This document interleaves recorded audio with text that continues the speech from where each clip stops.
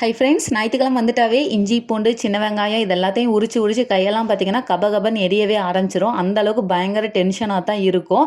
So இன்றைக்குமே அப்படி தான் இருந்துச்சு. எப்போவுமே சண்டே வந்தால் அந்த ஒர்க்கெல்லாம் முடிச்சு நம்ம வெளியில் கிச்சனை விட்டு வெளியில் வரும்போதே ஹோல் டேவுமே முடிஞ்ச மாதிரி ஒரு ஃபீல் ஆகி போயிடும். அந்த அளவுக்கு மலைப்பாக தான் இருக்கும். முன்னாடியே ஏதாவது ப்ரீ பிளான் பண்ணி வச்சுருந்தா கொஞ்சம் ஒர்க்கெல்லாம் பார்க்குறதுக்கு ஈஸியாக இருக்கும். ஷெடியூல் போட்டு நம்ம வந்து பண்ணிடலாம். பட் எந்தவித பிளானுமே இல்லாமல் சடனாக ஏதாவது ஒன்று வாங்கிட்டு வந்து இதெல்லாம் பண்ணணும்னு சொன்னால் ரொம்ப ரொம்ப டென்ஷனும் ஆகும். அதே சமயத்தில் அந்த ஒர்க்கை நம்ம கம்ப்ளீட்டாக டக்குன்னு இந்த டைமுக்குள்ளே முடிக்கணுமே அப்படிங்கிற ஒரு பரபரப்பாக வேலை செய்கிற மாதிரி தான் இருக்கும். ஸோ இன்றைக்குமே டே அப்படி தான் போச்சுங்க.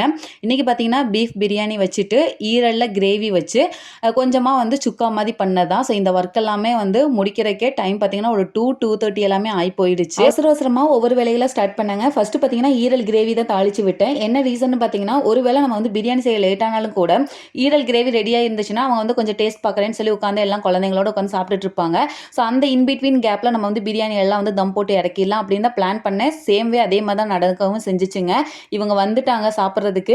ஈரல்லாம் வச்சு சாப்பிட்டுக்கிட்டு இருந்தாங்க. அதுக்குள்ளாட்டி பிரியாணியுமே தம் இறக்கி கொடுத்துட்டேன். ஈரல் கிரேவியில் வெறுமனே பெப்பர் தூள் மட்டும்தான் அதிகமாக போட்டு செய்கிறதுங்க. இதில் வந்து மிளகாத்தூள் சுத்தமாக போடவே கூடாது. பெப்பரோட டேஸ்ட் பார்த்தீங்கன்னா இதனுடைய டேஸ்ட்டை இன்னுமே வந்து அதிகப்படுத்தி கொடுக்கும். அப்படியே அல்ஹம்துலில்லாஹ் எல்லாமே ரெடி ஆயிடுச்சுங்க. கறியுமே பார்த்தீங்கன்னா முன்னாடியே நான் வந்து விசில் விட்டு வச்சுட்டேன். அப்போ தான் பிரியாணி தளிக்கும் போது ஈஸியாக இருக்கும்னு அந்த வேக வச்ச கறியிலேருந்து தான் கொஞ்சமாக எடுத்து ஒரு சுக்கா மாதிரி பண்ணி கொடுத்தேன். இது தயிர் பச்சடியுமே ரெடி ஆயிடுச்சுங்க. இந்த வீடியோ பிடிச்சிருந்தா லைக் பண்ணி நம்ம சேனலை மறக்காம சப்ஸ்கிரைப் பண்ணி சப்போர்ட் பண்ணுங்க.